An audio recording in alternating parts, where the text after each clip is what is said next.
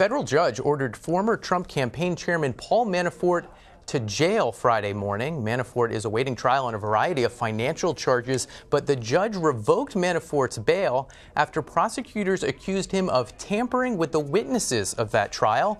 Paula Reid has more on that. Former Trump campaign chairman Paul Manafort arrived at federal court in Washington today to try to convince a judge not to lock him up. But the judge revoked his bail after federal prosecutors accused him of calling and texting witnesses ahead of his upcoming trial.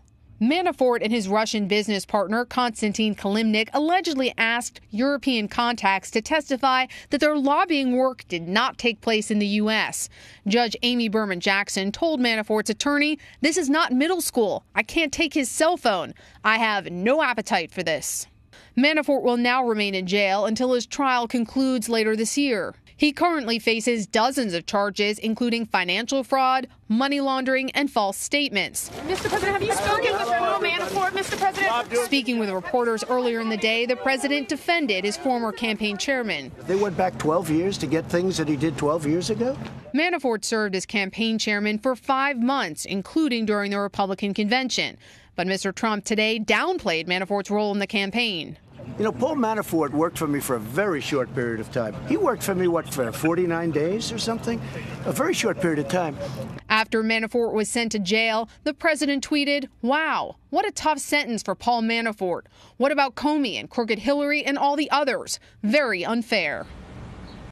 And Paula Reid joins us now from Washington. Okay, Paula, so Paul Manafort in prison as his trial plays out. What impact, if any, does this have on the special counsel in their case? Well, the special counsel is really throwing everything it can at Paul Manafort. Let's look at what they've done so far. They have filed dozens of charges against him. They have flipped his co-defendant, and now they have convinced a judge to put him in jail. Now, I've previously been told by sources familiar with Manafort's thinking that all along he's been willing to fight these charges, knowing he would likely be convicted because he expected a presidential pardon would keep him out of spending the rest of his life in jail.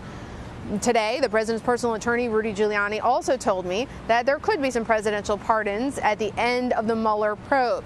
He told me that he's advised the president not to pardon anyone before the Mueller probe wraps up, but he's clearly sending a signal to Paul Manafort while he sits in that jail cell somewhere in this general Washington area, and he's thinking about whether or not he wants to cooperate to get himself out. He's sending a signal that a presidential pardon is still very much a possibility for him.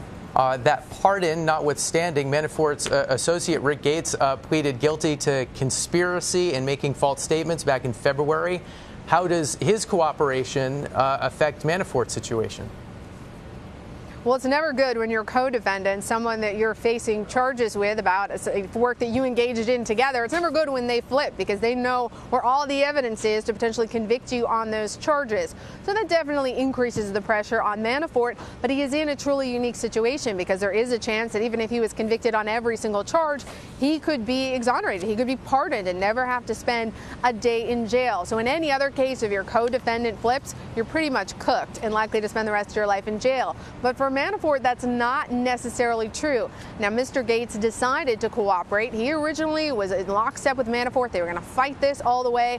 But after realizing how much it was going to cost him, both emotionally and financially, to fight these charges, he was not willing to wait for a pardon. So he decided to cooperate. So far, though, Manafort is not following suit.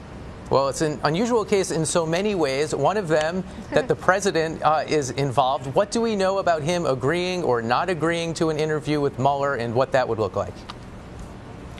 Well, I spoke with the president's attorney, Rudy Giuliani, today, and he told me that they will make a decision by July 4th. Now, at one point, Giuliani told us, well, he can't make a decision until North Korea, and there was another obstacle, but now they've said that they will make a decision by July 4th, whether or not the president will cooperate and sit down and answer questions from special counsel, or whether they will fight that. And that could be extraordinary. If the president was to be subpoenaed, that would go to the Supreme Court. It would be very complicated.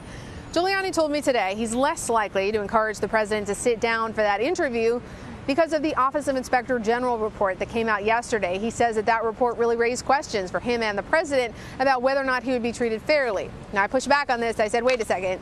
That sounds like pretext. I think you're looking for an excuse to get out of this interview. But Giuliani said no. He believes that some of the text messages that were revealed by the Inspector General that show political bias on the part of some of these investigators, that's enough for him to believe that his client may not be treated fairly. And he says at this point it's unlikely the president will talk to Robert Mueller's investigators. And we've been looking at a graphic with some of that evidence, those text messages that were released yesterday. Paula Reid, thanks so much. Thank you.